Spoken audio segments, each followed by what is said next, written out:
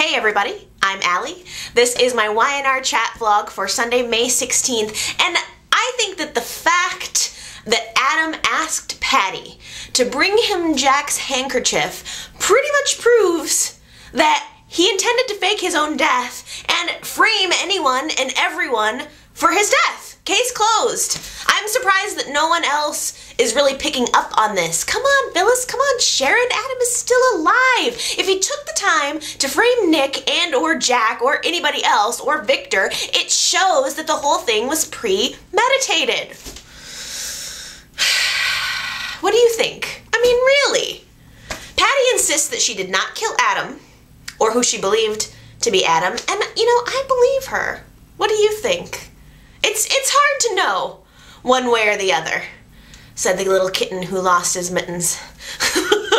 Oh, poor Paul. Poor Paul. He has his crazy sister, and he stands by her. That man has unconditional love for his sister, and you gotta respect that from him. My mom has a crazy sibling, and it is not fun at all.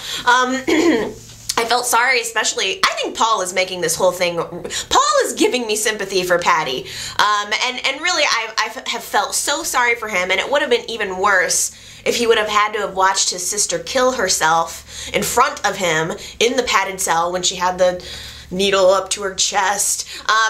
But ultimately, Emily was the one who saved her life.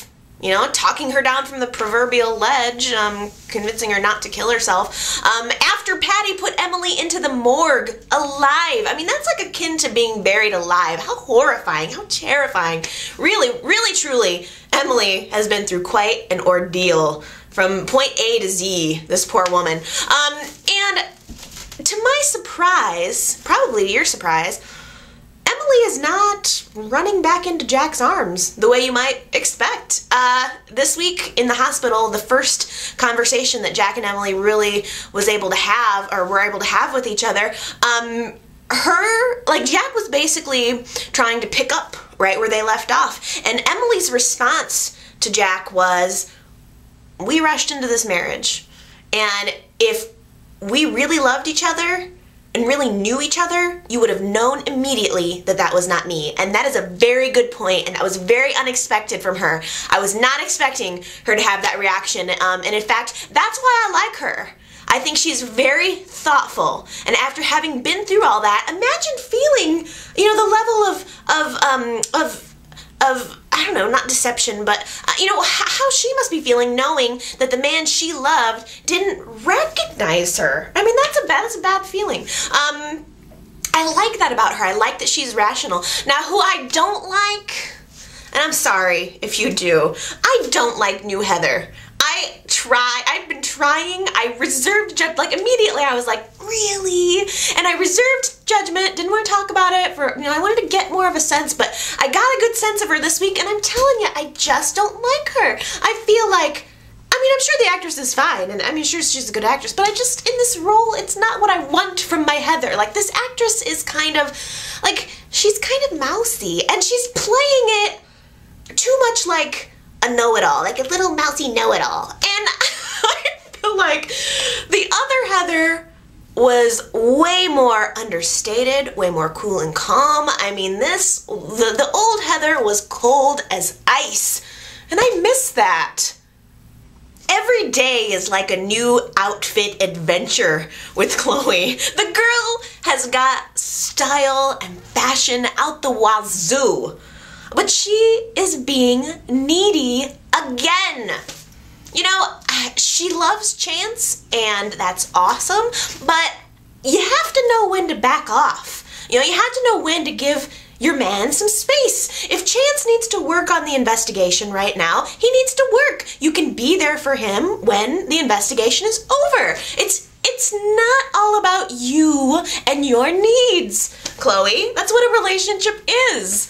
Plus, now I detect a hint of jealousy from Chloe that Chance is working with Heather. She's becoming jealous of Heather. And, you know, I think Chloe is very insecure by nature, and I understand where she's coming from. She has not had very successful relationships. She was very needy and very clingy with Kane and Billy, and now she has someone who actually wants and loves her, and so she has this rare little jewel, wonderful thing, or like a little butterfly in her hands, and she wants to look at it, and it looks so good, and it's so pretty, and yet, in order to keep it, she wants to just like close her hands and keep it all safe and secure. And I understand that feeling, but I mean, if you're gonna hold on too tightly to Chance, you're gonna strangle him eventually. And I kind of feel like if you're in a relationship, you have to have trust, you know, and that trust works both ways. And she's just, you know, Chance is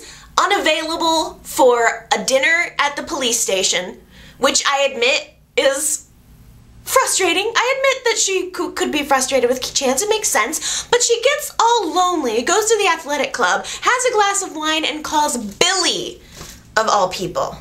Now, I thought that there was an interesting conversation early in the week between Billy and Mac.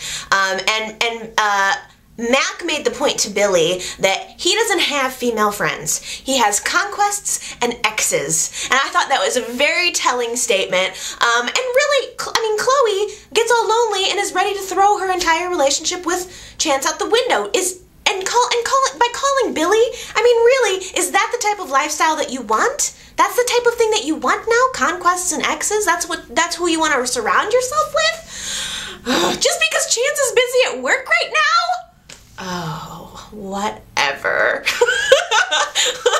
You know what, Chloe? Maybe you're not ready for a relationship if it takes so little to destroy it for you.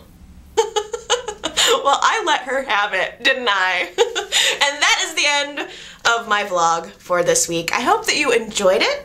I hope that you can leave me a comment and give me your perspective on all of these things. Like, this is my vision of the show, but it's so much more interesting when I can hear where you guys are coming from. So leave me a comment, let me know your thoughts. You can also go to my website and leave me a comment, buttonhead.org. I do like Facebook and Twitter, and I have a blog and all that stuff if you want to communicate with me about the show or about other things. So feel free to check all of that out and talk to me there. Otherwise, I hope that you guys have a fantastic week, and I will see you next time. Enjoy the show. Bye!